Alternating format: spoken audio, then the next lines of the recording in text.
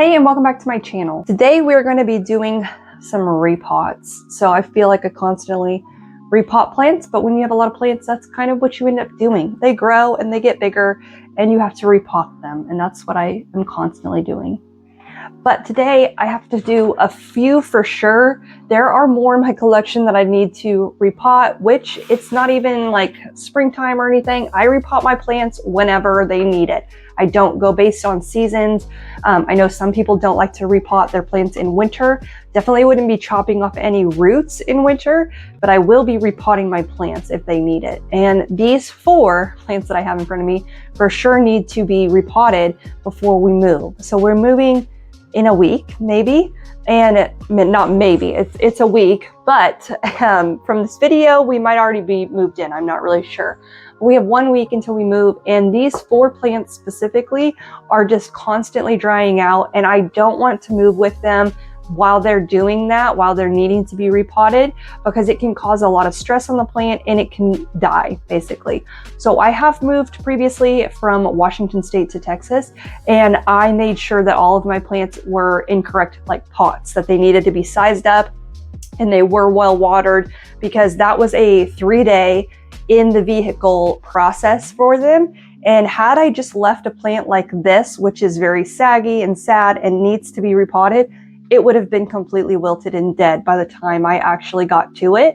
And so it's really important, if you are moving your plants and you're not going to be tending to them like you are at home, that they be in the correct pot size, potted up if you need them to be, more watered or watered more, etc. So these 4 plants I am going to pot up because they are just constantly needing to be watered. And I know, again, I might not get to them in the appropriate amount of time that they need during this move. So we're just gonna go ahead and make sure they have the room that they need to retain the moisture that they need. If you are new here, this is a channel where I talk about my houseplants and do DIYs. So make sure to subscribe if you're interested. And if you are a recurring viewer, thank you so much for coming back and watching another video. Okay, so my 4 plants, all philodendron, shocking. The first up is this white princess. Is it a white princess? It has pink on its petioles. It's a white princess. White princess philodendron. I have had a white knight and I decided never to get one again. And then I saw this white princess, which to me, white princess, white knight, white wizard, they all look exactly the same. I'm sorry. They do. But I did see this one and I liked the variegation. It had a better variegation on it than my white knight did. And so I decided to pick it up. But it is it's not in very much soil at all, actually. Like, it's in the pot, it doesn't even fit it. And so I'm just going to be taking it off. And I'm actually going to be splitting this plant. I'm going to be taking these little babies here off and potting them into smaller 2-inch pots, and then taking the big plant here and potting it up, maybe, or just putting better soil in it. So sometimes if your plant is not retaining the moisture, it can mean that there's just not enough soil around your plant. And that's the case for this, because the roots are not at all have outgrown this pot. And so I know that it's just a problem that it doesn't have as much soil as it needs to retain the moisture that it needs. So I do use a soilless mix in my plants, primarily all of them, unless it's like a calathea or chenanthe, etc. And so for this guy, I am going to get off as much soil as I can. That way I can pot it up into my soilless soil mix, which I do sell on my Etsy shop. I'm going to take that guy and then these 2 little babies as well. Their roots are very well intertwined, obviously. And it was in a little pod too. And so if you ever have that little pod, I just kind of break it up and break it off. But all of those roots look great.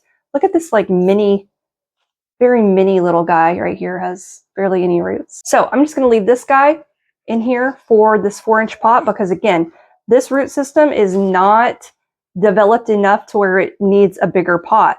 It just needed more soil. And so I'm going to, again, use my soilless soil mix, which is right here, and pot it up.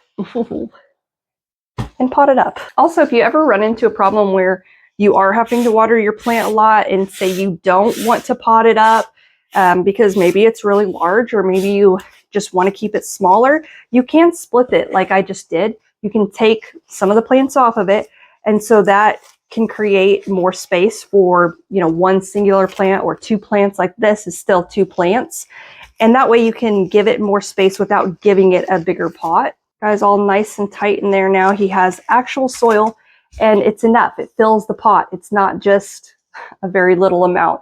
So that is my white princess done, and I will set it to the side. I also always water my plants after I repot them or pop them up. So I do usually wait until the soil is completely dry. That way I'm not over-watering the plant. Now next up is one of my new favorites.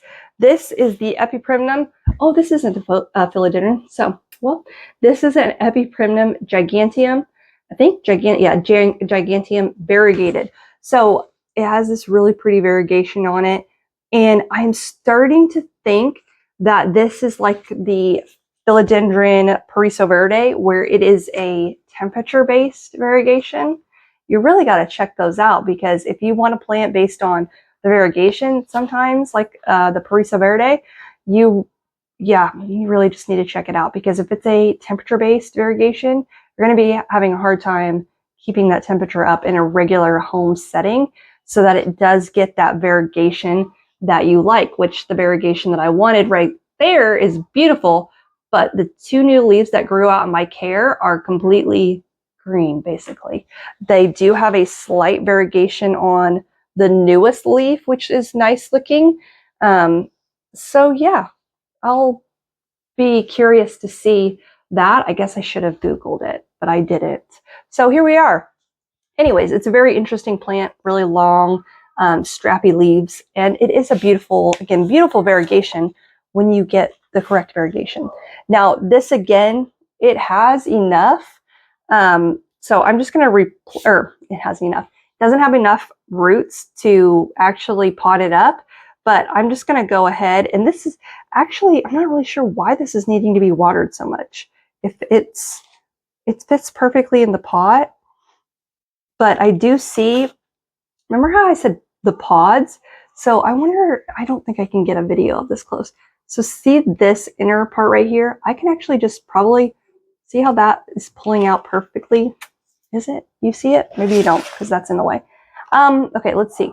So there are grower pods, little pods that they grow the plant in. And sometimes I have found that if they're not done correctly, I believe, it can cause issues with the watering, because I don't know, but it's so dry. So this is the little pod. You see it? It is so dry here where a majority of the roots were sitting versus the rest of the soil, which was really moist. And so it's actually a different type of soil. This feels a lot like peat moss, and the rest feels different. And I don't know how to describe that, but it is really like it's just breaking off. See how it's perfectly breaking off in chunks? It's really dry versus the stuff that I just pulled off of it is not. It's a really like, you know, I don't know what mix. See how chunky? That's not falling apart like that, like this soil was in my hands. And so I've found that more often lately in my plants. I just found that out about my tortum, my philodendron tortum. I never repotted it, but it was having watering issues.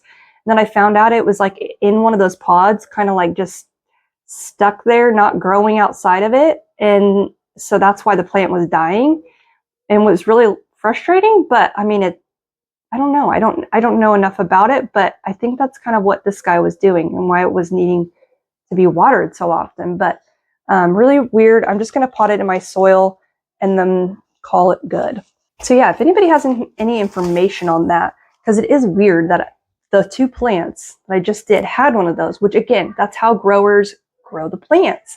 But I have just noticed on more of my plants lately that they're not spreading out like they should, or they're not retaining the moisture. Because again, this is a perfect chunk of soil here. Like this is these are my chunks of those little circle like plugs, versus the soil that's around it was like really, I don't understand. I mean, I understand why they're there, but I don't understand what makes it so much different, or like why the plant isn't doing as well if those aren't removed. So anyways, removed them. There's that. We'll move forward.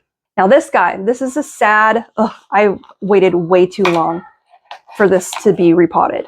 This is a Philodendron esmeraldens, and I purchased this in Florida at an Ace Hardware, and I've seen them before. They look really similar to the Columbia Philodendron, if anybody's seen that.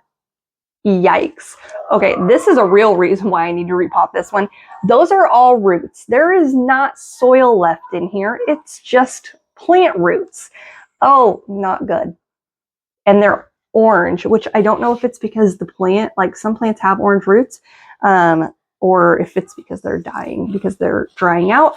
So I really need to repot this guy badly and pot it up a size. So it's finally time to choose a new size. So this is a 4-inch pot. I only go one pot size up usually, but I don't have that pot size. And so I'm going to be playing a big risky move and going to, oh, actually this might be a 6-inch pot. I thought this was an 8-inch pot. Okay, perfect. So I'm going from a 4-inch to a 6-inch. I don't know. It doesn't say. I thought this was an 8-inch pot, but to this 6-inch pot. And that's how I do it, by twos. So 2, 4, 6, 8.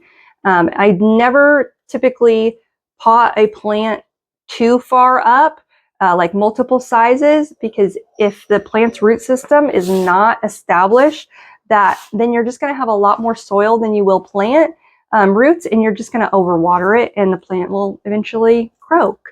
But I have done that with some plants that I know grow extremely fast, like my Burley Marks variegated is in a very large pot compared to what it was, but it has overtaken that pot and grown into it, like a fish or something. So there are instances where I will do that, but in most cases, I just stick to the sizing 2 pot sizes up, or 1 pot size up, 2 inches, whatever. So there's really no soil to take off here. I mean, there is, but I would be breaking up all the roots. So I'm just going to stick it down in the new pot and cover the rest with my soil mix. Okay, that one's done. So I will do that sometimes if the plant's roots have really grown around the soil and I don't want to break them up because I don't want to stress the plant out too much. I'll just leave the soil on there and then mix my soil in with it. It'll be okay. It's better than nothing, and it's better than just damaging them for no reason. So there is that guy, and I will definitely need to be watering him because it is drier than dry. Now, last one is this pretty marble pink princess. And I know I said I never would do another pink princess, but here I am. I found this at a grocery store, and the variegation on it is very pretty. It's actually the prettiest variegation I have ever seen on a pink princess. And now this is a new marble superior variegation, as they say. We'll see, because I had one year ago, 2 years ago, a pink princess, and the variegation on it was terrible. And so I said I would never buy it again, but here we are, because this is very beautiful, and I am going to be really happy and pleased if it actually continues on that way, because that's really pretty. That's really pretty. Anyways, we're going to repot this guy, particularly because it has fungus gnats, and it's had them since I purchased it, and I'm just kind of over dealing with them, but it also is growing roots out of the bottom. So not anything like the philodendron you just saw, where it seriously just had roots everywhere and you couldn't hardly see the soil. This is still a really good root system, and I probably wouldn't mind potting this up a size. I think it could take it because they are such thick, healthy roots. White is really healthy roots. If it's black, that means that they're rotted out. And don't take, only white as being healthy roots, because as I said, this guy actually has some pink roots. My philodendron plowmani has orange roots. My philodendron painted lady has orange roots. So there are a few plants that, white roots don't equal healthy, or aren't the only thing that equal healthy, but a majority of plants you will see white roots. That means it's really happy and healthy. And because this guy is not as rooted into the soil as the last philodendron, I will be removing all this soil, especially again because I said it has fungus gnats. And this is not in a pot, by the way. I just thought I'd share that with you. So I think that's enough soil to get off of there. It's fine. If you are worried about fungus gnats or having a fungus gnat issue and you don't want to change your soil, you can use mosquito bits. That's what I have used in previous years. It's really easy to use and very effective. You can purchase it on Amazon. I have sometimes found it in store because it's used for ponds or like large bodies of water, but I have found it just to be cheaper on Amazon, and it comes in pellets. So I basically make I make a mosquito bit tea with it. And I definitely have a video on that if you're interested in learning more about that. Okay, so that's good to go. I'm going to go ahead and pot it into the 6-inch pot because it wasn't actually it was a little deeper. It's a 4-inch pot, but it's a little deeper than a normal 4-inch pot.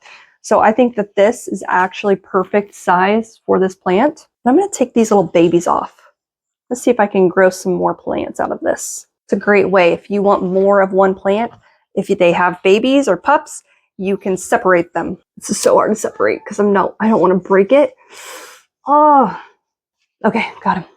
He's got a very little root system there. There you go. He's got a little root system. These broken leaves off at the bottom are just gonna go away. All right, but that's the pretty plant. Then I'm gonna go ahead and pot them up. Pack it in there nicely, and again, I water them right after this because it settles the soil in, gets in all the crevices, and then just helps the plant take to its new home. So that is that guy. And it's so pretty. It really is a very beautiful plant. I'll give you that. Okay, so for these little guys, I'm going to be putting them into 2-inch pots like this. And I'm just going to stick them together for now because there's not enough root systems to be potting them up separately into a million little 2-inch pots. Might just stick them all together like this. Okay, these two will have to be repotted separately. But I'll pot the two little guys with the 2 little guys. Pot these guys together, and that is done. So now I've repotted plants, which is my least favorite part about owning plants because it makes a huge mess and then it's a major cleanup. But everybody is in happy new homes and they will all be watered and everything will be great. And hopefully on our move, they will be okay and they won't suffer. And they'll be able to just take a little bit of extra time away from me, watering them all the time. So if you like this video, make sure to like it, share it with a friend, subscribe, and we will see you next time.